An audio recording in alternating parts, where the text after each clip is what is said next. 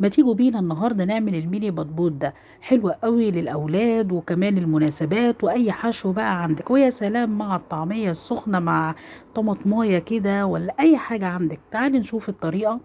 اول حاجه معايا كيس الخميره، هختبر الخميره الاول. هختبرها بان انا احط لها حبه ميه فتره كده، فتره صح كده وهدوبهم واسيبهم على جنب عشان اشوفها انها تشتغل ولا لا. حاجه بسيطه حوالي ربع كوبايه يعني.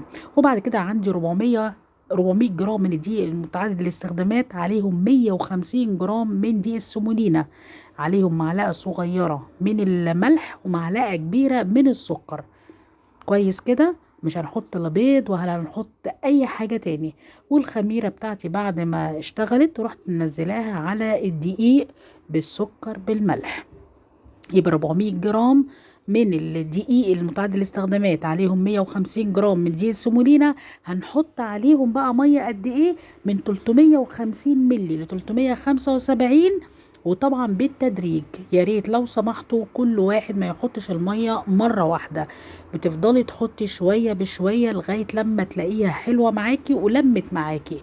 وطبعا الميه ما بتكونش سخنه، بتكون يعني زي دمعه العين. كويس كده. وبتفضلي بقى تعجني فيها اي معجنات عايزه تعمليها، لازم تتعجن مش اقل من 5 ل7 دقايق. وتفضلي تفردي وتلمي لغايه لما تبقى ناعمه معاكي. وبعد كده بتسيبيها بقى لغايه لما تتضاعف حجمها، بس تغطيها طبعا في مكان دافي. كويس كده. بتسيبيها بقى ربع ساعه نص ساعه، انت بتعرفي لما بتشوفيها انها ما شاء الله ملت البوله بتاعتك.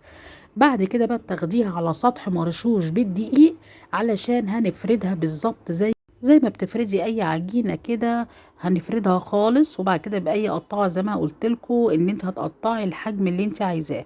وما عندكيش قطاعات صغيره او الحجم اللي انت عايزاه، ممكن باي كوبايه من البق بتاعها كده بتحطيه في الدقيق.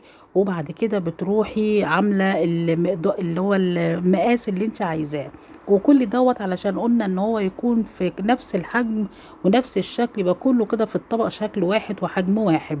كويس كده. وبعد ما نخلصها بتسيبيها على صينية مرشوشة برضو بالدقيق علشان ترتاح ربع ساعة. كل ما تريحي العجينة كل ما بتاخدي نتيجة ممتازة. كويس كده. انا خلصت هنا، هبتدي ان انا انقلهم بقى في صينية مرشوشة بالدقيق علشان نريحها ربع ساعة.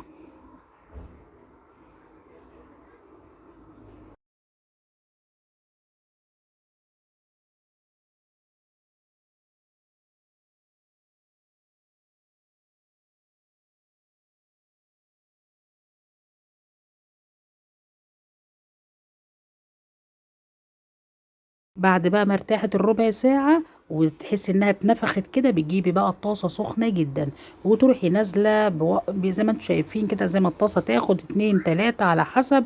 وتسيبيها شوية بس كده. اول ما تحسي انها ابتدت تبقلل كده، تروحي قلباها الناحية التانية، هي هتتنفخ لوحدها. وما تخافيش، هي هتستوي من جوه وهتبقى في منتهى الجمال.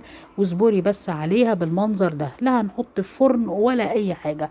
ولا بصوا المنظر عاملة ازاي. الخميرة واللي انت ريحتي العجينة وكل ده طلع ميني بطبوط جميل وتحفة. ومش عايزة اقول لكم كان روعة. بصوا صغنطوطة وحلوة امورة ازاي. بصوا. واي بقى حشوة عندك، طعمية جبن اي حاجة روز بيف اللي موجود عندك. واسهل طريقة وبصراحة جميلة جدا وهتنفع معاكي. وحطيه في الفريزر، وقت ما تعوزيه هتطلعيه بتسيبيه شوية او تسخنيه في الميكرويف، هيبقى جاهز معاكي. يا رب يكون عجبك الفيديو.